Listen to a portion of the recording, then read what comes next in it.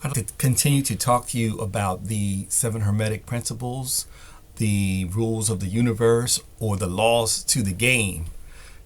Life, right? But can be compared to a game. The realm that which we live in is a game, or could be compared to a game, and it has rules. These rules are basically universal laws.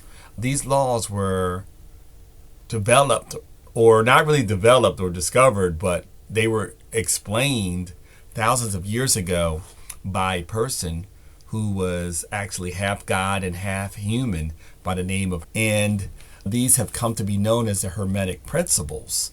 And these, as I mentioned, are rules to the game. Back in the 1920s, a woman by the name of Florence Scolloshin, she wrote a book called The Game of Life and How to Play It. And again, she's alluding to these rules of the game, which are these seven Hermetic principles. And, the first one is mentalism, basically explains that all is mind. Everything starts in your mind. Then the next one is the law of correspondence, which is as above, so below. Again, everything projects out of somewhere else, another dimension. And it comes through your mind, and then it comes into the world. So if you want to change things, you have to change things in your mind. A good example of this is if you looked in the mirror and didn't like what you saw, you wouldn't try to change your facial expressions on the mirror. You would begin to try to change them from the inside. The next one is the law of vibration, which basically explains that everything vibrates. Everything, if you break it down to its smallest particles, they move. Everything moves. Nothing stops. Everything always stays in motion. And then the next one is the law of polarity, which basically explains that everything has an opposite. There's opposites to everything. It's not separate things. There's up, there's down, there's hot, there's cold, there's black, there's white.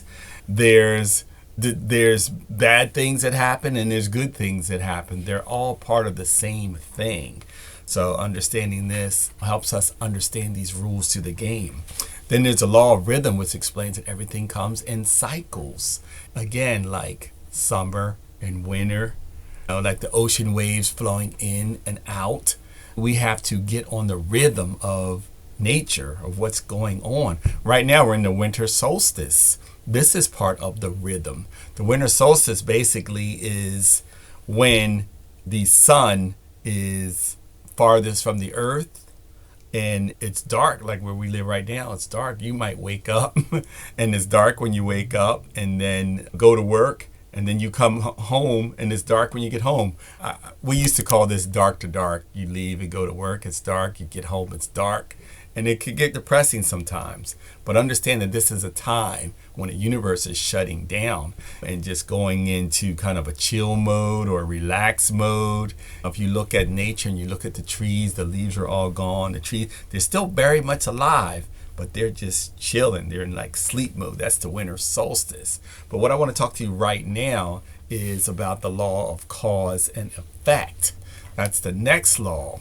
And most people think that things happen to them. But this is like an illusion of what I call the matrix. And that's this invisible system that we're living in that's basically controlling us. Everything and every result in your life, it has a cause. There's a reason why all these things happen. And once things get put in motion, there's like a sequence of events with these causes. If you react to your bills, you react to time, you react into circumstances, you're putting negative things into motion. Some people, they say that's why you get trapped. You wake up and you realize that your thoughts are your causes, your habits are your cause, and your daily actions are your causes.